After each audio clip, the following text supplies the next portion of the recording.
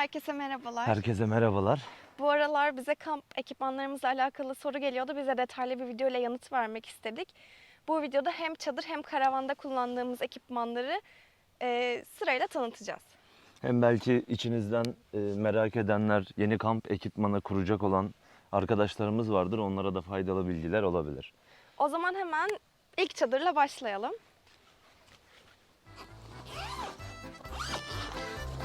İlk çadırımız 5 senedir bize kamplarda arkadaşlık eden bir çadır.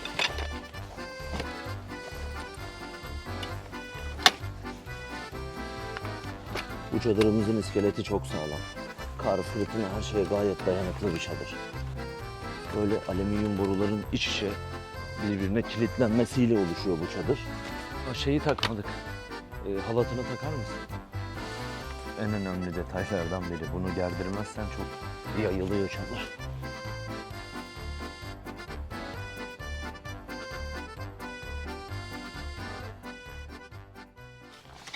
Önce bir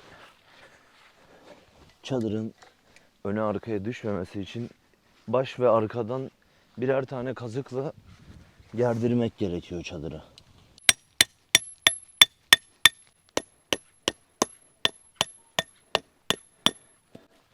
Bu gerçekten sağlamlık ve fırtınalara dayanıklılık konusunda güzel bir çadır. Bu çadırı aynı zamanda kumda kullanmak isterseniz bu çadır kazıklarının daha uzunları var, 50 santimleri. Onlarla çok rahat bir şekilde bence kumda kullanılabilir. Biz bunu genelde baraj kenarlarında, çamurlu, taşlık ortamlarda kullanıyoruz. Daha hiçbir sorunu yaşamadım bu çadırla.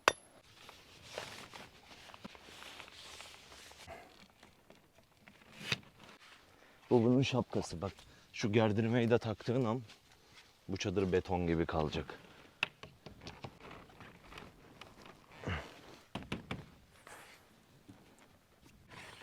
Bu da son gerdirmesi sanırım. Evet.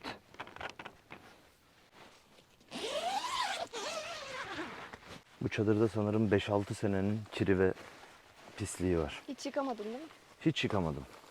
Zaten bu çadırın en sevdiğim özelliği altı ayrılı takılabiliyor ya. Hı hı. Hani şu an bu bizim kendi kamplarımızda biliyorsun ki biz alt tarafını hiç kullanmıyoruz. Yani bu aslında altına serilecek bir muşambası da var. Yani zemini de var.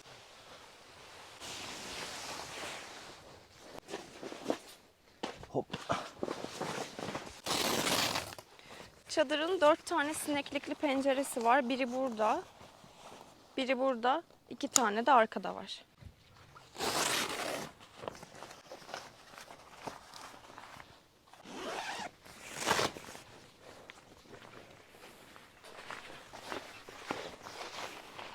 Merhaba Taha Bey. Merhaba.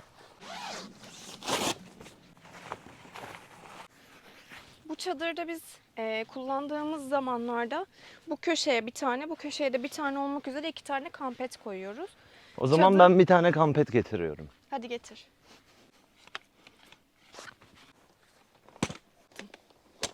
Karavan yokken hayatımızı kurtaran en güzel yatak bak. Balık kampından kalan izler. Evet, geçen hafta Taha kamptaydı. Tertemiz toplanmışsın. İnan o kadar yorgundum ki hiç onları umursamadım bak. Her yer taş oldu. Ama hiç Evet. önemi yok. Çok rahat. Bu kampetimiz de Fox marka. Evet. Yani şu olayın tamamı aslında sazan balıkçılığı ürünleri. Yani bu konuda sazan balığı ürünleri çok daha rahat. Mesela şöyle bir kampet 8 senedir kullanıyorum. Yani bundan daha iyisini görmedim. Uyumak için. Ve şöyle bir özelliği var. Tüm ayakları eğime göre ayarlanabilir durumda. Bu ayaklarını kısaltıp uzatabiliyoruz. Oh, yattı bile. O kadar rahat ki. Yani şurada mesela bir çukur olduğunda o çok işe yarıyor. Sabit olmaması da çok güzel. Çadır kamplarında bu karpuzumun uyku tulumunu kullanıyoruz. 3,5 kilo ağırlığında bir tulum bu. Eksi 25 dereceye kadar kullanabiliyoruz. Şöyle içini de göstereyim. Fermuarlı. Zaten sanırım hepsi fermuarlı. Bu ayrıntıya gerek yoktu ama. O zaman ben şunu şöyle çadırın içine yerleştireyim.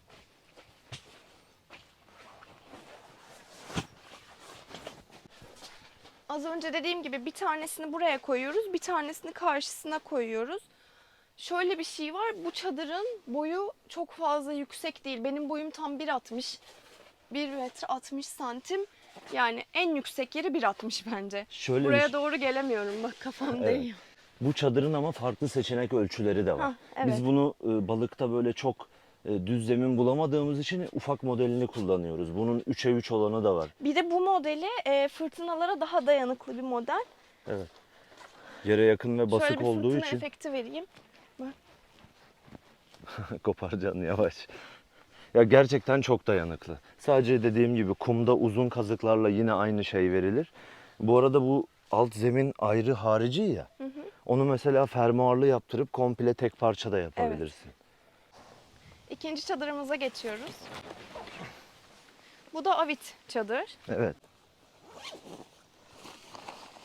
Bunu açık ve net söyleyebilirim ki o çadır kadar sağlam mı? Rüzgarlara, fırtınalara karşı bence değil. Bu çadır buna göre sağlam olmamasına rağmen daha ferah bir çadır. İki ayrı markalar ama birbirine uyumlu çadırlar bunlar. Şimdi bunu ayrıca bir kuracağız. Daha sonra nasıl iç içe geçtiklerini göstereceğiz.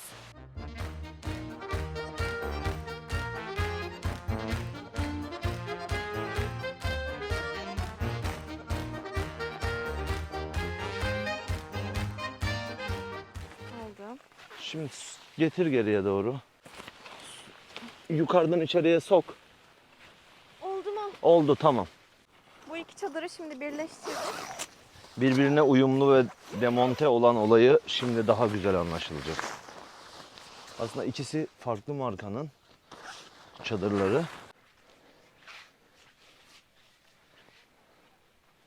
Biz bunu kampta burasını yatak odası yapıyoruz. Burasını sandalye, masa, yemek düzenini kurmak için kullanıyoruz. Bu çadır bu şekilde dört tarafından da açılıyor. Yani şu arka kapısı ve yan kapısı da açılıyor. Bu şekilde aslında bu çadırdan buraya ve buraya da kurup da 3+1 bir çadır da yapılabilir. Evet, tek bir çıkış yapıp buraya bir çadır, buradan bir çadır, yine ortak alan kullanılabilir. Buraya da kurulur ama o zaman içeri girecek yer olmaz. Hapsolursunuz içeriye. Çektir kendine doğru. Tamam.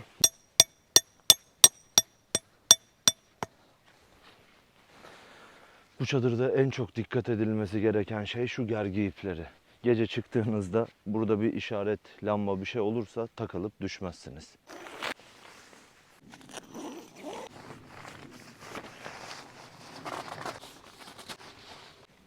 Bu çadırın dört tarafı da bu şekilde tamamen ve bu şekilde sineklik olarak açılabiliyor. Çardak olarak da böyle ekstra kullanılabilir. Aşko, Aşkım 2'ye 2 miydi ölçüleri? 2.20'ye 2.20, 2 metrede yükseklik var. Ben kaç metreyim boyum? 1.78'sin. Şu an bak daha böyle bir mesafe var. Evet. Sıra geldi masa sandalyeye. Sandalyelerimiz Solar Undercover. Şu şekilde bir çantası var. Bu masa sandalyeyi biz hem çadır hem karavan kamplarımızda kullanıyoruz. Şuradan şöyle bir ayağı var. Kampetlerde olduğu gibi ayarlayabiliyoruz ayaklarını, dört bir tanesini de. Doğada bence güzel bir özellik ayarlanabiliyor olması. Çünkü doğa şartlarında zemin yamuk yumuk, taşlı ve problemli olabiliyor. Masamız ise Nurgaz'ın masası.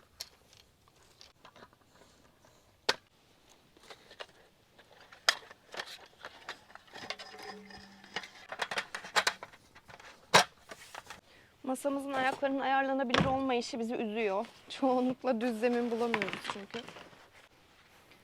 Karavanda tentemiz var güneşli havalar için ama çadır kamplarında olmadığından dolayı şu şemsiyeyi kullanıyoruz.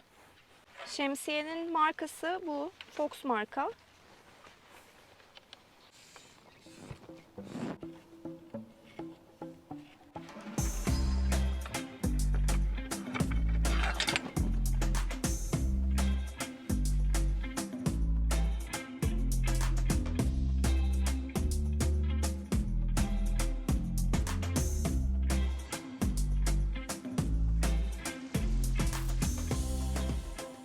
Hem çadır hem karavan kamplarında bu ışıkları kullanıyoruz. Şunu ve Bunu Koçtaş'tan almıştık. Bu ikisi S-Link marka ve bunlar pilli ışıklar. Açayım. Bunun pili bitmiş. Bu ise Decathlon'dan. Bizim için önemli olan şey şu şekilde asılabilir olması. Çünkü çadırda tavana asıyoruz bunları. Şunlar ise kafa lambalarımız. Bu da kampetimiz gibi Fox marka. USB ile şarj oluyor. Basılı tutarsan açılır. Hı. Açıldı. Şarjı bitmiş zannettim. Evet. O ışığın aynı zamanda sensörlü bir özelliği olması lazım, bakayım. Modu var. Evet, şuradan Gözüm. bak. Gece balıkta kör ediyor değil mi gözünü? Evet. Binlimen. Arkasında da bir aydınlatma ışığı var. Böyle kırmızı yanıyor bu. Yani şu şekilde Hem taktığımızda ön tarafta, hem ön tarafta ışık yanıyor hem de arka tarafta, arka ışık tarafta. yanıyor. Arka tarafın çakarlı modu falan var. Bu ise pilli bir kafa lambası. Voltar marka. Şöyle artık çamurdan. Bu benim kafa lambam, demek ki pis kullanmışım bunu. Ya aslında bir sürü daha lambalarımız var ama bulamadım birçoğunu. Bir de şöyle Varta'nın 2 tane el feneri var. Birini karavanda ön kısımda tutuyoruz, birini arka kısımda tutuyoruz. Çünkü gece bir yere gittiğimizde kamp alanına ışıkları kapatınca çok karanlık oluyor. Bizim ön taraftan arkaya geçiş olmadığı için mutlaka burayı kullanmamız gerekiyor. O zaman bu ışıkları her zaman kullanıyoruz. Çadır kamplarımızda kullandığımız tencere seti şu Nurgaz'ın, bir tık kirlenmiş yine. Şöyle bir set. İç içe geçebiliyor ve hafif olması bizim için önemli çadır kamplarında. Böyle üçlü bir set kullanıyoruz. Karavanda ise evde ne kullanıyorsak onu kullanıyoruz. Yani bildiğimiz tencere, emaye tabak gibi şeyler kullanıyoruz. Bu da yine çadır kamplarında kullandığımız çatal bıçak takımımız. Bunu 3 harfli marketlerden birinden almıştım. Hangisi olduğunu şu an hatırlamıyorum. Oraya böyle oralara arada sırada gelen bu kamp ekipmanlarını da takip ettiğimde bulmuştum bunları. 2 set aldım. 6 12 kişilik takım bu. 12 bardağı, 12 tabağı ve 12'li çatal bıçak seti var. Karavanda da çadırda da tüpten tasarruf için suyu kaynattığımızda mutlaka bir termos sıcak suyumuz her zaman bulunuyor. Kahve ekipmanı olarak da başta bu French press'lerden kullanıyorduk ama şu şekilde kırılıyor bunlar. Ondan sonra bu Stanley'in ürününü kullanmaya başladık, kahve demleme aparatını. Aynı zamanda da şu 5 espressoluk moka potu kullanıyoruz. Bu da yine Fox marka. Yanımızda kampa giderken en önemli dikkat etmemiz gereken, yanımızda muhakkak olması gereken pürmüz çakmaklar. Çünkü hava rüzgarlı ve yağmurlu olduğunda bunlar ateş yakmak için mükemmel oluyor. Tamam, kapat artık. İçim gitti. Gaz bitmez. Doluma gazı da var karavanda, o yüzden sürekli dolduruyoruz bunu. Bayağı harcıyor, çok yakıyor. Saniyede 50 kuruş basıyor böyle bastığınızda. Kamp bıçaklarından bahsetmek ister misin? Böyle birkaç tane hem dal, odun kesmek, et kesmek için kullandığımız bıçaklarımız var. Ama bence en önemlisi, olmazsa olması İsveç çakısı. Bu her an her yerde hayatınızı kurtarabiliyor ve cebinizde hiç anlamıyorsunuz bile. Gayet kamp için mantıklı bir icat. Kampa giderken olmazsa olmazımız bu yumurtalık. 15'li bir yumurtalık. Bu küçük altılık olanlar biz bazen çok uzun kaldığımız için yetmiyor. Bunu hem karavanda hem çadırda kullanıyoruz. Bir de yanımızda her zaman taşıdığımız şöyle bir hamağımız var. Decathlon'dan bu da. Hem çok hafif şöyle hem de 110 kiloya kadar taşıyabilen bir hamak. Bir de Çoğu zaman arabamızda bile taşıdığımız evet, yer örtüsü. bunu yıllardır kullanıyoruz. Birkaç sene oldu değil mi? Evet, hiç de bir şey olmadı ya. Evet. Yani şurası kirde tutmuyor. Kumda da kullanıyoruz bunu. Yani Çamurda olunca da hemen evet, hemen temizlenebiliyor. temizleniyor. Şöyle bayağı da aslında büyük, ikimize yeten bir yer örtüsü. Yine hem karavanda hem çadırda eğer bir bakliyat veya kuru yemiş gibi bir şey taşıyacaksak yanımızda şöyle kilitli poşetler kullanıyoruz. Bunlar 3 boy. Şuradan malzemeyi doldurduktan sonra ağzını bu şekilde kilitliyoruz. Bu şekilde bayatlamıyor, nemlenmiyor. Yanımıza taşıyabiliyoruz. Kırılma sorunu da olmuyor. Göstermek istediğim son mutfak ekipmanımız da şu tost aleti. Bu da şu şekilde mutlaka yanımızda taşıyoruz. Bunu da hem tost yapıyoruz hem de tavuk köfte falan da kızartıyoruz. Bunda her şeyi de kullanabiliyoruz. Zaten yine biraz kirli. Herkesin kamp ekipmanları bu kadar kirli mi acaba? Kullanıldığı için kirli oluyor. Toplanmak zor olduğu için toplanırken biraz kirli kalabiliyor her şey. Karavanda yaklaşık 130 litre bir buzdolabımız var ama çadır kamplarında kullandığımız bir buzdolabımız yok. Bu problemi biz ecza köpükleriyle çözüyoruz. Ecza köpüklerinin içine buz aküleri koyuyoruz. Çok kapağını açıp kapatmadığımız sürece bizi 2-3 gün idare edebiliyor. Rahat bir şekilde idare ediyor. Kampta ise enerji sorunumuzu bunu 6 sene önce imal ettik. Buraya bir tane 220 çıkışı invertör koyduk. İçerisinde kuru aküler dolu. Göstereyim. Bize yaklaşık 25 gün kadar telefon, bilgisayar bu gibi ekipmanlarımızı şarj etmeye yarıyor.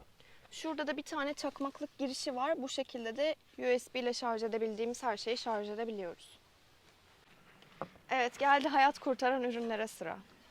Şu ana kadar çok kez hayatımızı kurtardılar. Karavanda bizim toplam 2 veya 3 küreğimiz var. Pick-up'ta da yanımızdan hiçbir zaman ayırmıyoruz.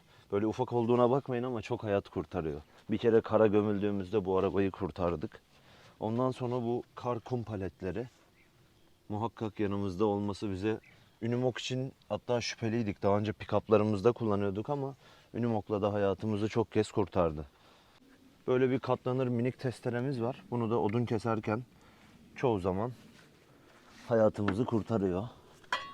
Böyle bir tane baltamız var. Az önce çadırı çakarken bulamadım ama karavanın arkasında kalmış. İzeltaş'ın bir baltası. Bir Bir de- de şu minik Bu bizim hem kamp müzik setimiz hem de Unimog müzik setimiz. Evet. Unimog'da radyomuz yok. bizim karavanda radyo müzik seti hiçbir şey olmadığı için bu JBL Extreme 3 adındaki şu hoparlörü aldık. Bu karavan çok sesli ya bizim Unimog çok sesli olmasına rağmen bu bize yeterli ve hatta fazla geliyor değil mi? Evet, çok güzel bir temiz bir sesi var. Gayet ben memnunum bundan. Karavan kamplarında duş sonrası kolay kuruduğu için şu şekilde peştemaller ve Decathlon'dan aldığımız bu kolay kuruyan havlulardan kullanıyoruz. Gerçekten çok kısa sürede kuruyorlar. Sizlere tavsiye ederim. Karavandayken hiç yanımızdan ayırmadığımız şeylerden biri de bu çizmeler. Çamurda çok işimize yarıyor. Tertemizler gördüğünüz gibi. Her şeyimiz gibi. Şu lava botlar Taha'nın ilk kullandığı botlar. Artık paramparça oldular. Şöyle göstereyim. Başka nereleri yırtılmıştı? Ya şu ek yerleri falan yırtıldı ama çok seviyorum. Çok hafifler. Evet. Bunlar yırtıldıktan sonra bir de Vanada'nın şu botlarından aldık. Yine tertemiz. Aşkım bir Yine temizle. kullanmışız. Biz bir temizlik yapalım Evet. karavanda. Böyle olmaz. Bu botlarını aldık. Bilerek yüksek tercih ettik. Bileğini koruması açısından yüksek. Su Botlar. girmiyor çoğu zaman. Karda da mesela paçalarımı içine koyduğum zaman hiç etkilenmiyor. Benim de ayaklarım 34 numara olduğu için çok fazla şu şekilde ayakkabılarda bana göre ayakkabı yok. O yüzden Decathlon'dan bu ayakkabıyı aldık. 34 numara. Bir daha bulamamıştık zaten Başka da onun gibi. seçeneğim yok zaten. Aslında biraz daha yüksek ayakkabı istiyorum ama bulamadım. Kamplarda toplam 2 adet botumuz var. Bir tanesi 3 metre bark, ızgara tabanlı. Bir tanesi ise 3,5 metre alüminyum tabanlı Aquastrom. Şimdi hangisi daha güvenli, daha iyi derseniz bence aşağıdaki daha güvenli. Çünkü tüp çapları da farklı. Denizde veya daha büyük barajlarda, tehlikeli sulardayken bu botu genellikle yanımızda getiriyoruz. Daha güvenli ufak sularda 3 metrelik olan bark motu tercih ediyoruz. Genelde biz botlarımızı barajlarda ve göllerde içme suyu havzalarında kullandığımız için de benzinli motor kullanımı yasak olduğu için elektrikli motor kullanıyoruz. Bu da yine 12 voltluk bir akü yardımıyla çalışıyor. 54 libre bir motor bu. Haibo marka. Gayet yeterli ve hızlı. Kesinlikle. İkimizi çok güzel taşıyor bu botlarla. Elimizden geldiğince ekipmanlarımızı tanıtmaya çalıştık. Videoyu beğendiyseniz lütfen beğenmeyi ve abone olmayı unutmayın. Balık ekipmanlarını istiyorsanız da onun için yorumlara belirtebilirsiniz. Bundan daha fazla balık ekipmanım var. Evet, Taha bir de balık ekipmanlarını da tanıtmak istedi ama ben Hayır ama video- şu anda bugün imkansızdı ya. Çok daha fazla. Evet, akşam zamanı. oldu zaten, yetmeyecekti Evet. zaman.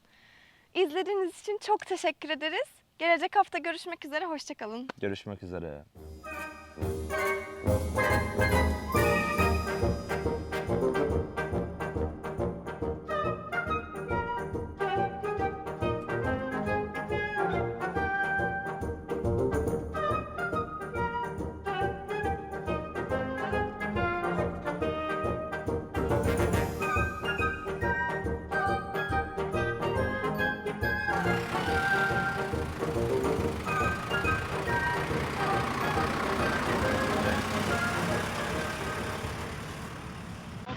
Vitese geçmiyor araba. Debriyaja bas.